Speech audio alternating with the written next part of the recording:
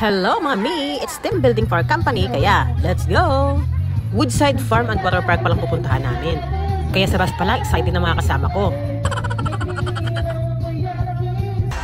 At nakarating na kami dyan. Una namin ginawa, nag-zumba dance. At syempre mga mi, hindi magpapahuli ang iyong panglingkod.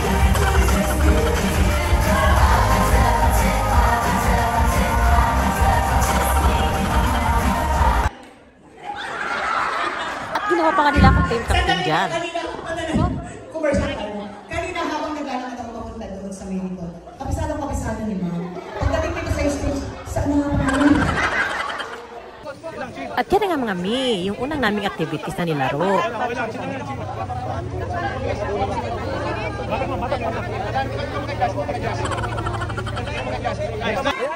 At ito naman yung pangalawa.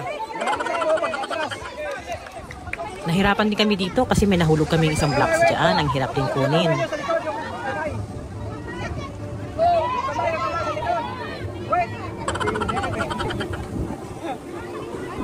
At ito na yung pangatlong games. Para siyang maze, i-shoot yung bola sa gitna. At dito nga kami natagalan sa larong to.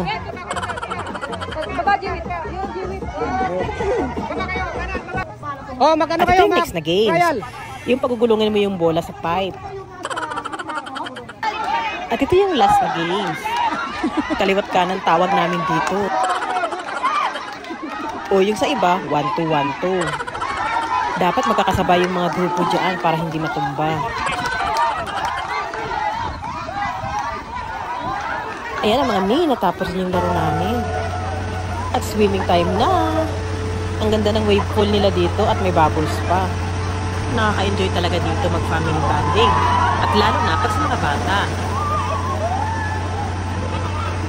At ikot niya tayo, mi. May pa-shower pa sila dito kaso hindi nila binuksan. At pupunta naman tayo sa kabilang pool. At pupunta tayo ngayon sa kiddie pool. Malaki din yung pool nila, maganda rin para sa mga bata. Yung pool naman na to, may cottage sa gitna.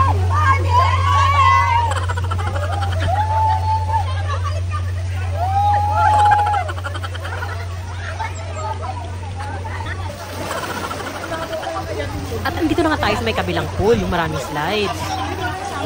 Maganda rin dito, hindi gaano mataas yung tubig. At yan nga mi, ikot muna tayo. Marami rin pala silang mga cottages dito. Maganda yung ambience niya. Talaga nandito ka na talaga sa probinsya. Tsaka malamig yung hangin. At yan nga mi, akyat tayo sa taas. Meron din sila ditong mga rooms. Pag gusto mag-overnight. Ang gaganda rin ng mga rooms nila dito. That's all for today's video. See you in my next vlog.